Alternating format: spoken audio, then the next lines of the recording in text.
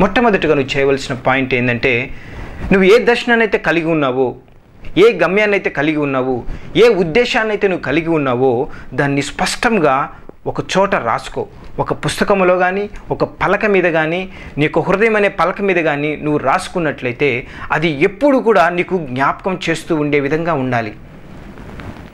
లేకపోతే ఒక పెద్ద అక్షరాలతో ఒక చార్ట్ మీద రాసుకొని నీ యొక్క ఇంటిలో మరి గోడ మీద తగిలించుకున్నట్లయితే నువ్వు నడుస్తూ ఉన్నప్పుడు మరి అటు ఇటు వెళ్తూ ఉన్నప్పుడు ఆ దర్శనము నీకు కనపడుతూ ఉంటుంది.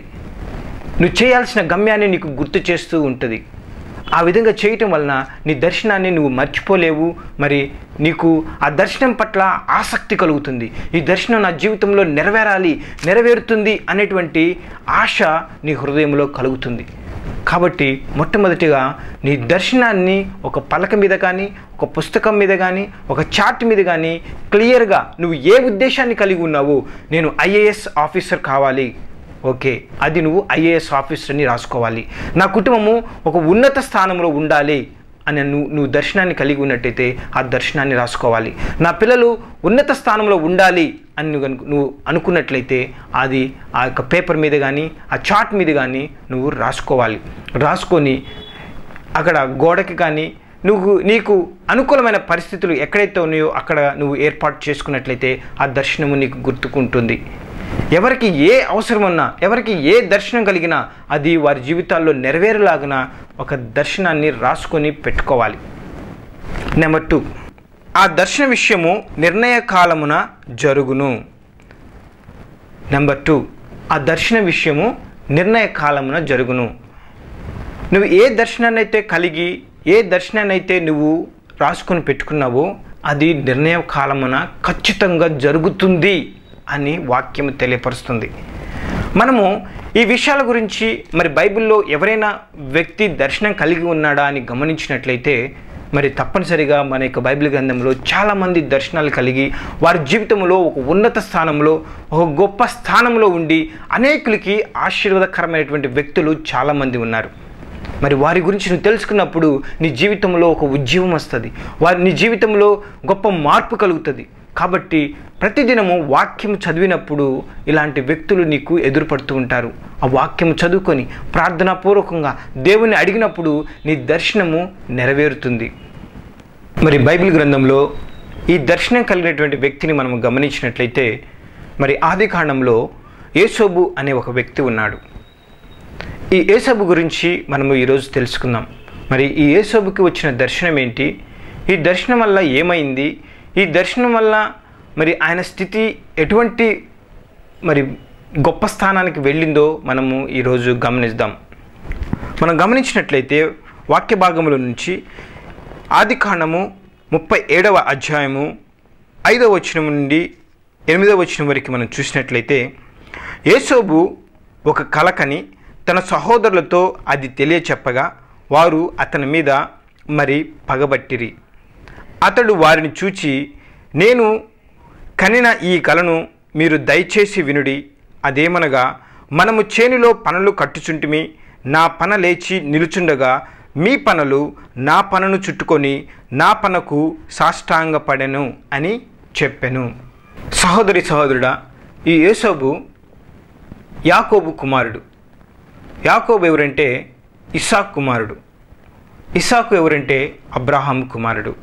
మరి ఈ తరం నుంచి అబ్రహాము కుమారుడైనటువంటి ఇస్సాకు కుమారుడైనటువంటి యాకోబు కుమారుడైనటువంటి యోసేపు. ఈ యోసేపు ఒక కలను కన్నాడు, ఒక దర్శనాన్ని కలిగి ఉన్నాడు. ఈ కళ ఏమిటంటే, ఒక పొలంలో పనులు చాలా ఉన్నాయి. ఒక పన యోసేపు, మిగిలిన పనులన్నీ కూడా మరి తన అన్నలు. అయితే ఈ మిగిలిన పనులన్నీ కూడా యోసేపు పనకి వంగి సాష్టాంగ నమస్కారము చేస్తూ ఉన్నాయి. చూసినట్లయితే నా ప్రియ సహోదరుడా, యోసేపు ఒక కళని కన్నాడు.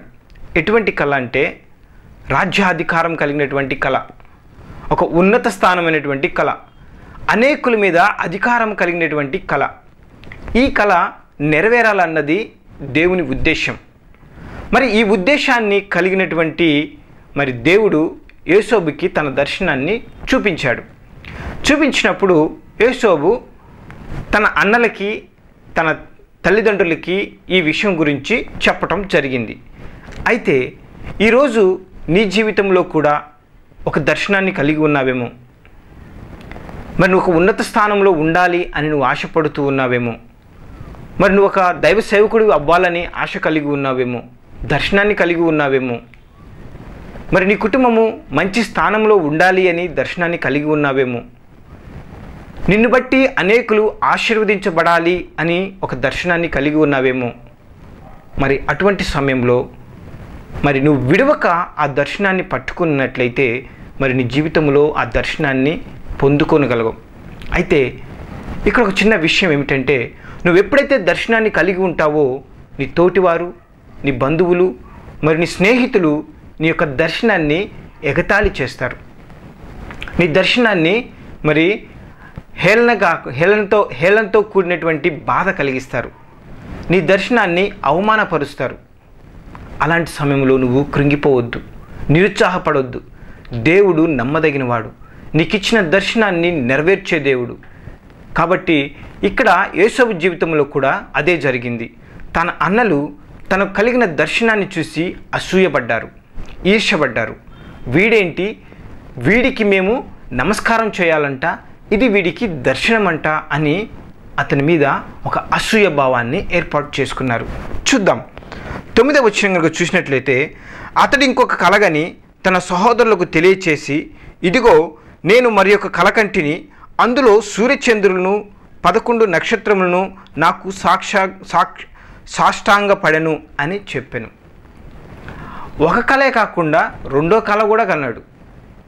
మళ్ళా ఆ విషయాన్ని తన అన్నలకి తెలియపరిచినప్పుడు వాళ్ళు ఇంకా కోపంగా ఉండిపోయారు. అతని మీద ద్వేషం అనేది ఏర్పడింది. అయితే ఇక్కడ చూసినట్లయితే 11వ వచనంలో, అతని సహోదరులు అతని యందు అసూయపడిరి, అయితే అతని తండ్రి ఆ మాట జ్ఞాపకం ఉంచుకొనెను. ఇక్కడ తన అన్నదమ్ములు ఆ యొక్క దర్శనాన్ని చెప్పినప్పుడు అతని మీద అసూయపడ్డారంట. అసూయపడి ఏం చేశారో చూద్దాం. నీ జీవితంలో కూడా అనేకులు అసూయపడుతూ ఉండొచ్చు. నువ్వు ఎదుగుతూ ఉన్నప్పుడు, నీ దర్శనాన్ని ఆధారం చేసుకొని ఎదుగుతూ ఉన్నప్పుడు నీ మీద అసూయపడవచ్చు, నీ మీద లేనిపోయిన మాటలు అనొచ్చు, వెనక మాటలు చెప్పుకుంటూ ఉండొచ్చు, నిన్ను ఆ యొక్క దర్శనం నుంచి తొలగించాలని నీ మీద నిందలు వేయొచ్చు. అయినా కానీ నిరుత్సాహపడకు. ఈరోజు దేవుడు నీతోనే మాట్లాడుతున్నాడు, వింటున్నటువంటి నీతోనే మాట్లాడుతున్నాడు. నీ యొక్క దర్శనాన్ని నెరవేర్చడానికే ఈరోజు దేవుడు ఈ యొక్క కార్యక్రమాన్ని నీ ముందు ఉంచాడు. నువ్వు గొప్ప స్థానంలో ఉండాలని, నీ జీవితం మారాలని, నీ కుటుంబం మారాలని, నీ పరిస్థితులు మారాలని, నీ భర్త మారాలని, నీ భార్య మారాలని, నీ పిల్లలు మారాలని ఈరోజు దేవుడు ఈ యొక్క వర్తమానం ద్వారా నీతో మాట్లాడుతున్నాడు. ప్రియ సహోదరి సహోదరుడా, ఈరోజు నువ్వు ఒక దర్శనాన్ని కలిగి ఉంటే గట్టిగా పట్టుకో. దేవుడు ఈరోజు నీతో మాట్లాడుతున్నాడు. గొప్ప మర్మాన్ని నీకు ఈరోజు విప్పబోతున్నాడు. ఆశీర్వదించబడాలని ఆశపడుతున్నాడు. కాబట్టి జాగ్రత్తగా ఈ యొక్క వర్తమానాన్ని విని ఆశీర్వదించబడాల్సిందిగా కోరుతున్నాను. అయితే ఇక్కడ ఒకరోజు ఏం జరిగిందంటే, యోసేపు తన అన్నలకి తన అన్నలేమో అడవిలో గొర్రెలు మేపుతూ ఉన్నప్పుడు వారికి అన్నం తీసుకొని వెళ్ళాలన్న ఉద్దేశంతో అన్నం తీసుకొని వెళ్తూ ఉన్నప్పుడు వారు ఆయన్ని దూరం నుంచి చూసి, అరే వీడు కలలుగనేవాడు వస్తున్నాడు, వీడిని ఏదన్నా మనం చేయాలి, వీడి కింద మనము దాసులమంట, వీడి కింద మనము సాష్టాంగపడాలంట, వీడిని ఏదో ఒకటి చేయాలి అని దుష్ట ఆలోచనలు కలిగి ఉన్నారు. ఇక్కడ వాక్య భాగం చూసినట్లయితే 37వ అధ్యాయం 18వ వచనంలో, అతడు దగ్గరకు రాకమునుపు వారు దూరము నుండి అతని చూచి అతని చంపుటకు దురాలోచన చేసిరి. చూసారా, అతను కలిగిన దర్శనాన్ని నాశనం చేయటానికి సాతానుడు వారి జీవితంలో చంపేంత స్థితికి తీసుకొని వెళ్తున్నాడు. నిజమే సహోదరుడా, నువ్వు ఒక ఉన్నత స్థానంలో ఉన్నప్పుడు సాతానుగాడు కుయుక్తులు పన్నొచ్చు.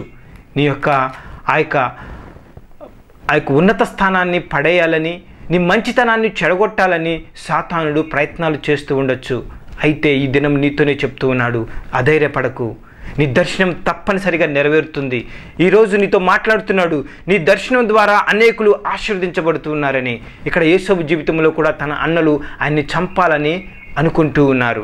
ప్రియ సహోదరి సహోదరుడా, యోసేపు జీవితంలో దేవుడు ఒక దర్శనాన్ని కలిగి ఉంటే సాతానుడు ఆ యొక్క దర్శనాన్ని చెరిపివేయాలని తన అన్నల ద్వారా మరి అతన్ని చంపాలని మరి అనుకుంటూ ఉన్నాడు. అయితే ఈ సమయంలో మరి దేవుడు ఏం చేశాడో, దేవుని యొక్క ప్రణాళికల్లో మరి సాతానుడు మరి ఏదన్నా ఆటంకపరిచినప్పుడు ఆ ఆటంకాన్ని దేవుడు ఎలా ప్రమోషన్గా మారుస్తాడో మనము చూద్దాం. అయితే యేసోబు అన్నలు మరి యేసోబును చంపాలని అనుకుని ఉన్నప్పుడు వారు అతన్ని చంపేసి ఒక గుంటలో పడేయాలని అనుకున్నారు. ఇక్కడ 20వ వచనం కనుక గమనించినట్టయితే, వీని చంపి ఇక్కడనున్న ఒక గుంటలో పారవేసి దుష్టమృగము వీని తినివేసినని చెప్పుదము, అప్పుడు వీని కలలే మగునో చూతము రండని ఒకనితో ఒకడు మాట్లాడుకునిరి. చూసారా, అతను కలిగిన దర్శనాన్ని నాశనం చేయటానికి సాతానుడు పన్నాగం పన్నాడు. వీడిని నాశనం చేద్దాము అని మరి ఆ యొక్క కళని చంపేద్దామని అనుకున్నారు. అయితే దేవుని యందు విశ్వాసం ఉంచిన వారికి, దేవుని యందు నమ్మకం ఉంచిన వారికి ప్రతి ఒక్క సమస్య కూడా మరి ప్రమోషన్గా మారుతుంది. ఇక్కడ యేసోబు విషయంలో కూడా అదే జరిగింది. మరి ఎప్పుడైతే అన్నలు ఆయన్ని చంపాలని అనుకున్నారో మరి వెంటనే దేవుడు మరి వేరే మార్గాన్ని ఓపెన్ చేశాడనమాట. ఏంటి ఆ మార్గం అంటే, మరి 28వ వచనం కనుక చూసినట్లయితే, మిద్యానీయులైన వర్తకులు ఆ మీదుగా వెళ్ళుచుండగా వారు ఆ గుంటలో నుండి యేసోబును పైకి తీసి ఆ ఇష్మాయేలులకు 20 తులముల వెండికి అతనిని అమ్మివేసిరి. ప్రియ సహోదరి సహోదరుడా, ఇక్కడ జాగ్రత్తగా గమనించినట్లయితే యేసోబు యొక్క ముఖ్య ఉద్దేశము, కళ ఏమిటి అంటే, ఐగుప్తు దేశానికి ఒక గొప్ప రాజు అవ్వాలి అన్నది దేవుని యొక్క ఉద్దేశం. అయితే ఆ ఉద్దేశాన్ని ఇక్కడే సమాధి చేయాలని మరి సాతానుడి యొక్క పన్నాగం. అయితే ఆ యొక్క పన్నాగాన్ని దేవుడు మార్చివేసి మరి ఐగుప్తు దేశానికే మరి యేసోబును తీసుకొని వెళ్తున్నాడు. ఇక్కడ మిద్యానీయులనే వర్తకులు అటువైపుగా వస్తూ ఉంటే వీళ్ళ అన్నలు ఏం చేశారంటే వాళ్ళకి మరి యేసోబును అమ్మేశారు. అమ్మేసినప్పుడు వాళ్ళు ఎవరో తెలుసా? ఇష్మాయేలీలంట. ఆ ఇష్మాయేలీలకి మరి యేసోబును అమ్మివేశారు. అమ్మివేసినప్పుడు ఏమైంది? 39వ అధ్యాయం కనుక గమనించినట్లయితే, ఆ యేసోబును ఐగుప్తునకు తీసుకొని వచ్చినప్పుడు ఫరో యొక్క ఉద్యోగస్తుడును రాజ సంరక్షక సేనాధిపతియు అయిన పోతీఫరును ఒక ఐగుప్తీయుడు అక్కడికి అతని తీసుకొని వచ్చిన ఇష్మాయేలీయుల యొద్ద అతనిని కొనెను. యెహోవా యేసోబునకు తోడై ఉండెను గనుక అతడు వర్ధిల్లుచు తన యజమానుడగు ఆ ఐగుప్తుని ఇంట ఉండెను. దేవునికి మహిమ కలుగును గాక. ఐగుప్తు దేశానికి రాజు అవ్వాల్సినటువంటి దర్శనము యేసోబుది. అయితే ఐగుప్తు దేశంలోనికి దేవుడు తీసుకొని వెళ్ళాడు. ఐగుప్తు దేశంలోనికి తీసుకొని వెళ్ళి ఐగుప్తు దేశంలో ఉన్నటువంటి రాజు దగ్గర పనిచేసేటువంటి మరి ఒక వ్యక్తి దగ్గర, ఒక ఉద్యోగస్తుడి దగ్గర, ఒక సేనాధిపతి దగ్గర, ఒక పోతీఫర్ అనే వ్యక్తి దగ్గర ఇతన్ని మరి ఉంచాడు. ఆ ఇష్మాయేలీయుల దగ్గర ఈ పోతీఫరు ఆయన్ని కొన్నాడు, బానిసగా కొన్నాడు. అయితే ఎప్పుడైతే కొన్న తర్వాత మరి తన యొక్క కుటుంబం మొత్తం మీద కూడా అధికారానికి యేసోబుకి ఇచ్చేశాడు. అతని కుటుంబం మొత్తం మీద అతనికి అధికారం ఇచ్చేశాడు. ఎందుకంటే అతని నమ్మకత్వానికి, అతని యొక్క సాధుశీలతకి, అతను ఉన్నటువంటి విధానాన్ని బట్టి, అతని ప్రవర్తన బట్టి అతనికి నచ్చి మరి యేసోబుని తన కుటుంబం మొత్తం మీద కూడా అధికారిగా నియమించాడు. ఎంత గొప్ప విషయం కదా. ప్రియ సహోదరి సహోదరుడా, నిన్ను ఎవరైతే మట్టు పెట్టాలని, ఎవరైతే నిన్ను నాశనం చేయాలని చూస్తున్నారో వాటన్నిటిని కూడా దేవుడు మార్చగలడు. నీ యందు ప్రేమ కలిగే వారిగా మార్చగలడు. దేవుడు అంత గొప్ప దేవుడు. నీ దేవుడు అంత గొప్ప దేవుడు. నా దేవుడు అంత గొప్ప దేవుడు.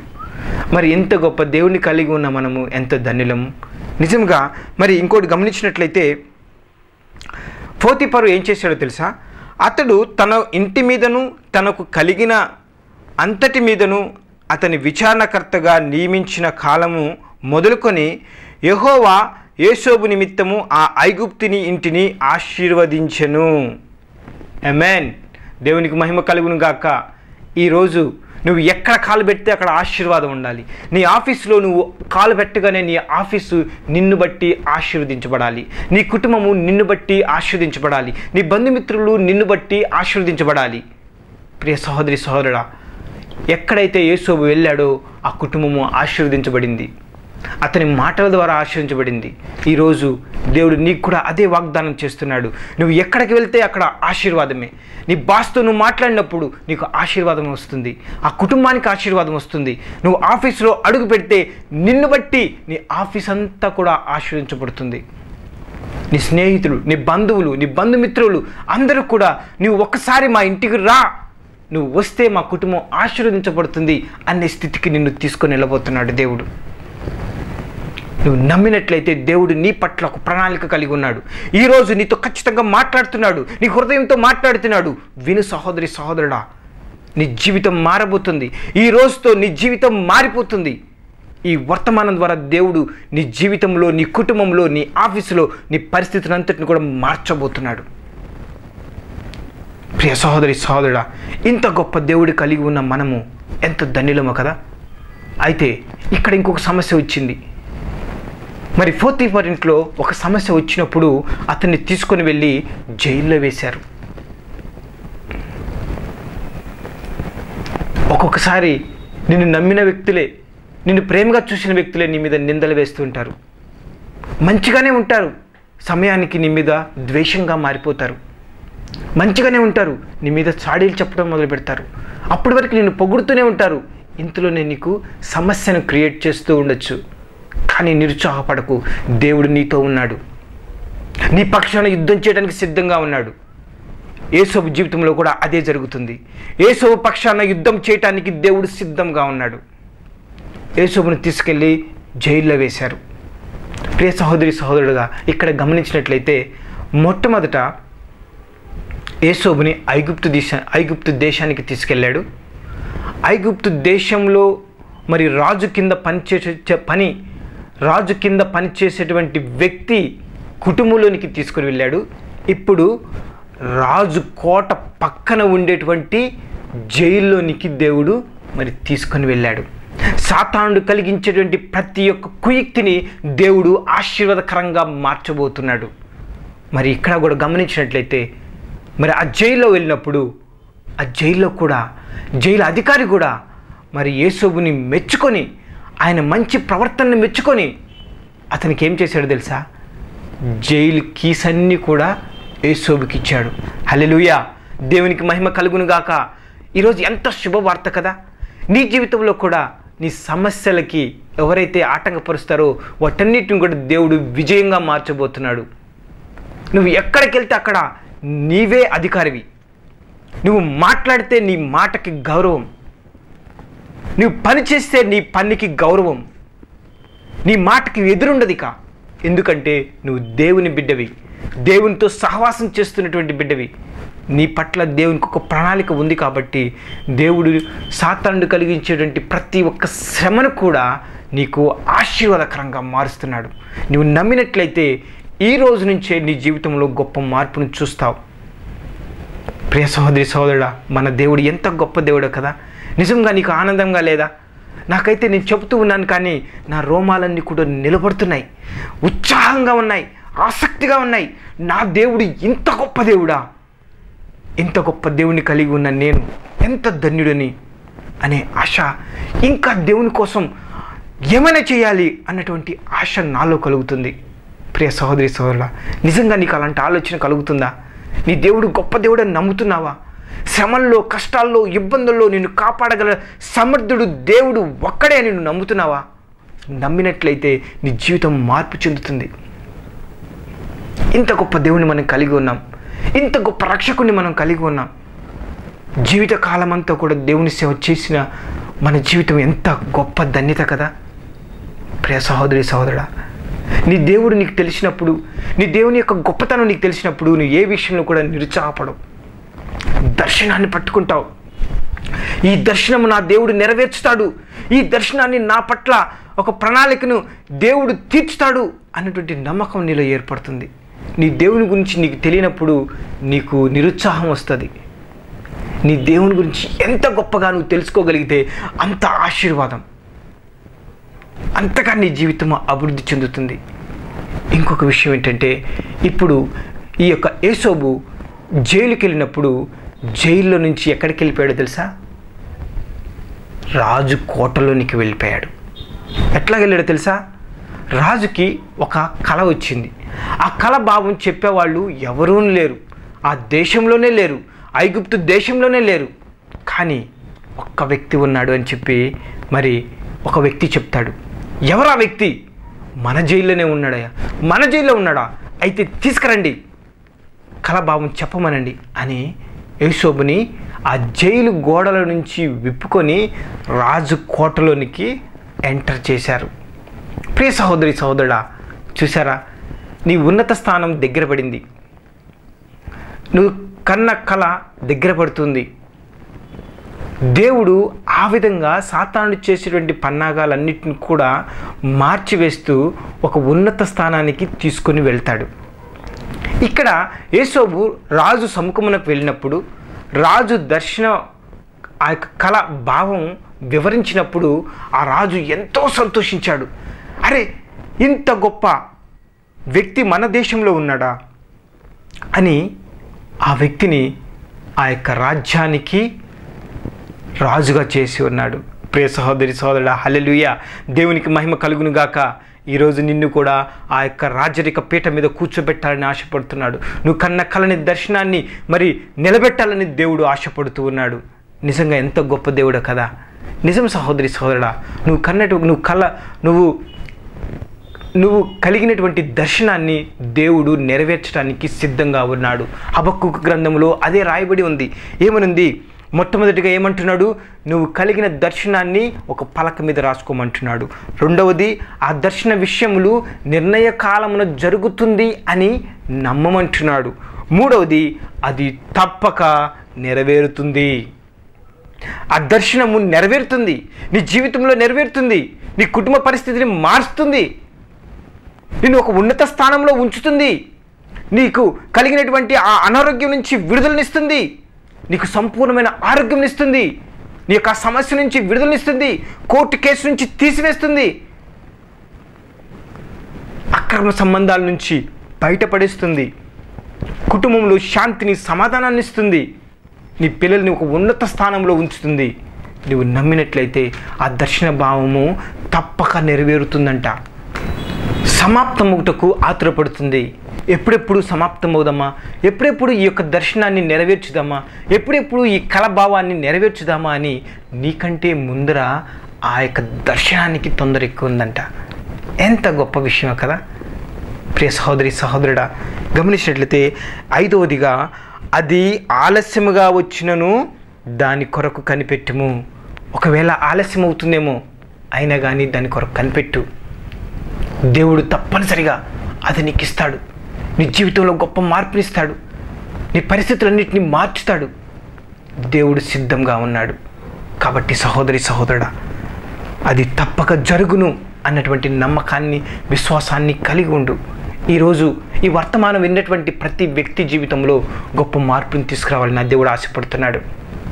నిజంగా ఆ దర్శనాన్ని నువ్వు కలిగి ఉండాలని, దర్శన భావాన్ని కలిగి ఉండాలని, దర్శనాన్ని కలిగి నీ జీవితాన్ని మార్చుకోవాలని, కృంగిపోవద్దని, ఒక దర్శనాన్ని కలిగి ఉంటే నీ జీవితంలో గొప్ప కార్యాలు చేయటానికి దేవుడు సిద్ధంగా ఉన్నాడని నువ్వు నమ్మినట్లయితే నీ జీవితంలో నెరవేరుతుంది.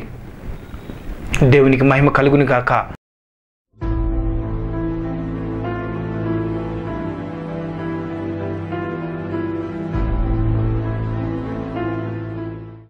ఈ వాక్యం నీకు ఆశీర్వాదకరంగా ఉంటే కళ్ళు మూసుకొని నాతో ఏకీభవించు. టీవీ చూస్తున్నటువంటి ప్రతి ఒక్క వ్యక్తి నాతో ఏకీభవించండి. ఈ ప్రార్థన ద్వారా దేవుడు నీతో మాట్లాడతాడు. నీ జీవితంలో గొప్ప మేలు చేస్తాడు. ఆశీర్వదించాలని ఆశపడుతున్నాడు.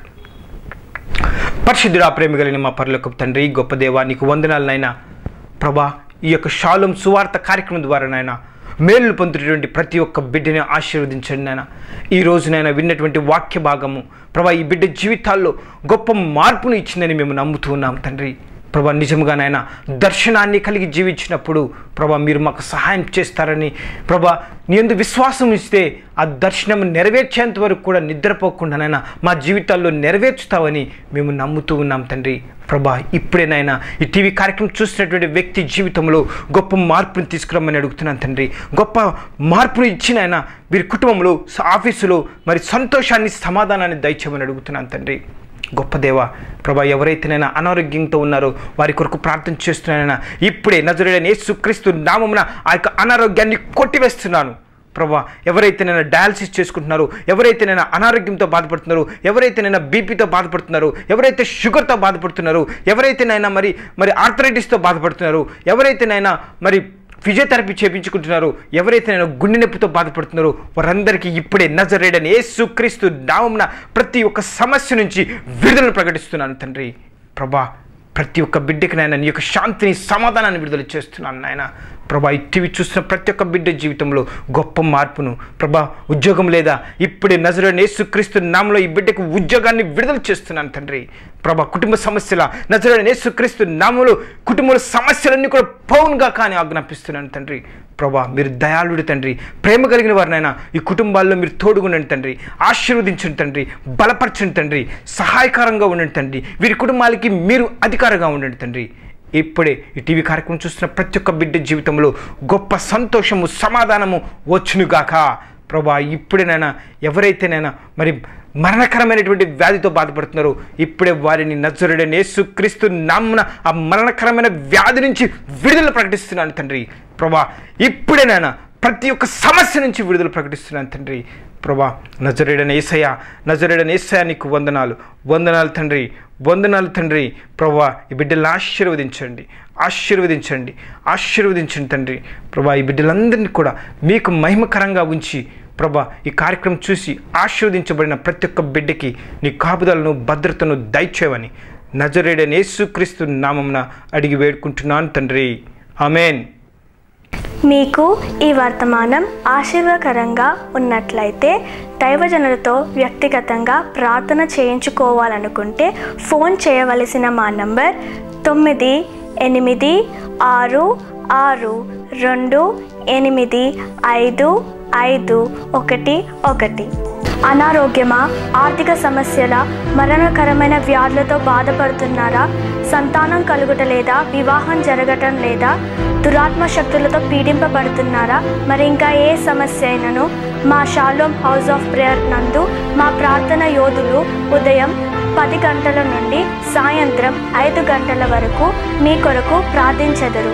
మీరు ఫోన్ చేయవలసిన మా నంబర్ 8881232818. మరో phone number 9100493911.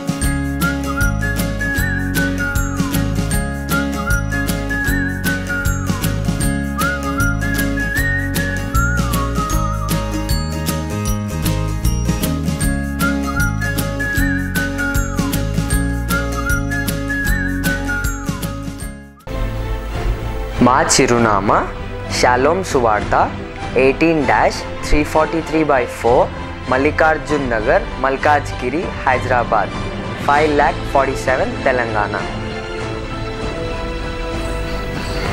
Our address Shalom Suvarta 18-343/4 Mallikarjuna Nagar, Malkajgiri, Hyderabad 5,47,000 Telangana.